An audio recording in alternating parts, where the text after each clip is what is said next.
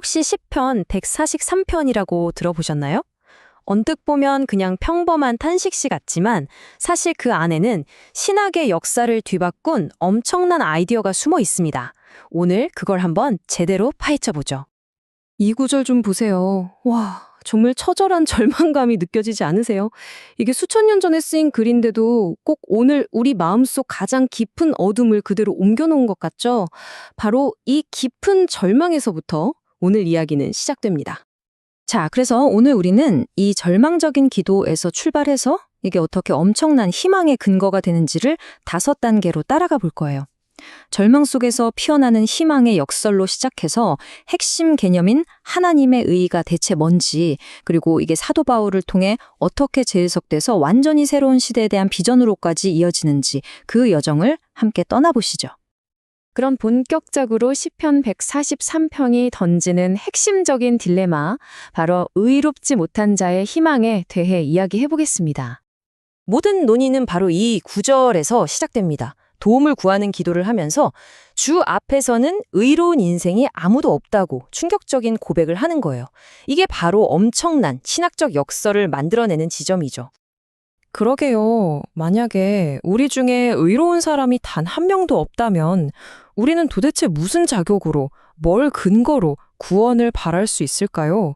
바로 이 시편 기자의 고백이 우리 모두의 질문이 되는 순간입니다. 오늘 이걸 꼭 풀어봐야겠죠?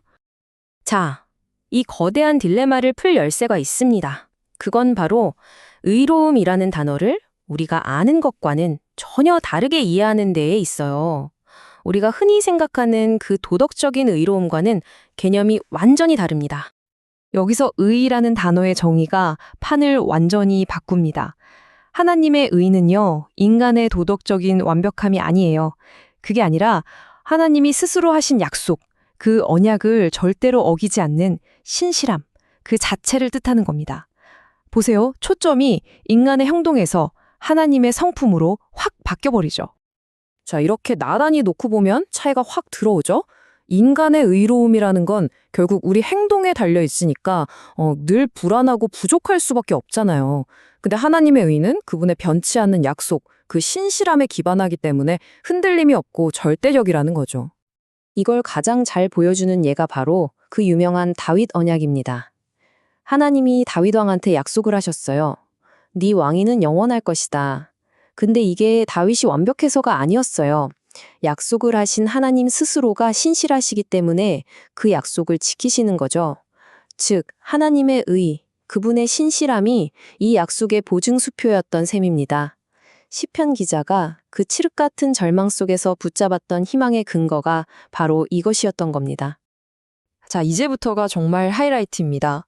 이 고대의 시편 한 구절이 어떻게 기독교의 가장 핵심적인 교리가 됐을까요? 그 중심에는 바로 사도 바울이 있습니다. 바울이 이 시편을 가져다가 정말 혁명적으로 재해석을 하거든요.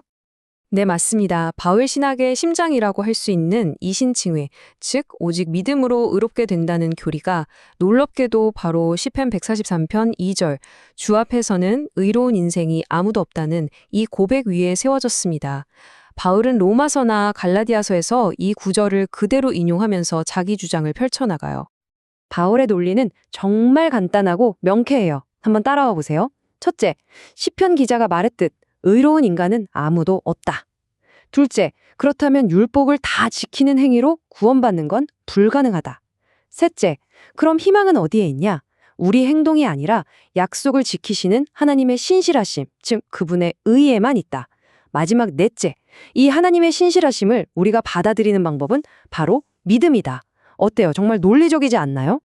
자, 그런데 이야기는 여기서 끝나지 않습니다.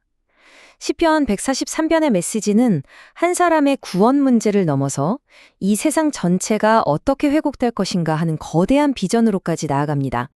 시편 기자가 계속 원수에 대해 이야기하잖아요. 이게 단순히 자기를 괴롭히는 사람들을 넘어서 이 세상에 존재하는 모든 불의와 악의 세력을 상징하는 거예요. 그러니까 이 기도는 저 좀 구해주세요를 넘어서 하나님, 이 악으로 가득 찬 세상에 개입하셔서 모든 걸 바로잡고 새로운 시대를 열어주세요 하는 우주적인 외침인 셈이죠. 이 거대한 심판과 구원의 그림을 더 쉽게 이해하려면 유월절 사건을 떠올려 보면 돼요.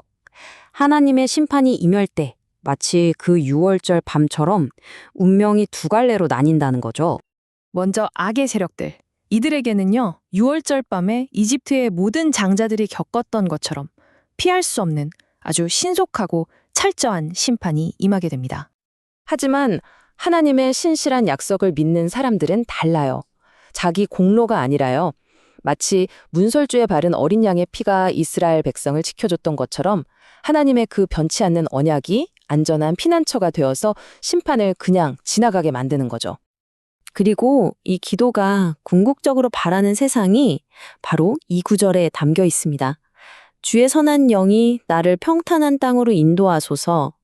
여기서 말하는 평탄한 땅이란 모든 악과 불의가 깨끗하게 사라지고 하나님의 다스림이 온전히 이루어진 새로운 세상, 그런 영적으로 정화된 시대를 가리키는 정말 아름다운 표현입니다. 자, 정리해보면 이렇습니다. 우리는 한 사람의 아주 깊은 절망에서 시작된 기도가 어떻게 온 인류를 위한 보편적인 희망으로 또 새로운 시대에 대한 거대한 비전으로 확장되는지를 함께 따라와 본 겁니다. 정말 대단한 여정이었죠. 다시 맨 처음으로 돌아가 볼까요? 내 영혼이 마른 땅처럼 주님을 애타게 그리워합니다. 이 마른 땅 같은 갈증, 이제 우리는 이게 그냥 힘들다는 푸념이 아니라 하나님의 그 신실하심과 그분이 열어주실 새로운 시대에 대한 간절한 목마름이라는 걸 알 수 있습니다. 마지막으로 이 질문을 여러분께 던지면서 마무리하고 싶습니다. 수천 년 전에 쓰인 이 절박한 기도가 오늘날 팍팍하게 살아가는 우리 각자의 마른 땅 같은 마음에 어떤 단비가 되어줄 수 있을까요? 그 답은 아마 우리 각자가 찾아야 할 몫이겠죠.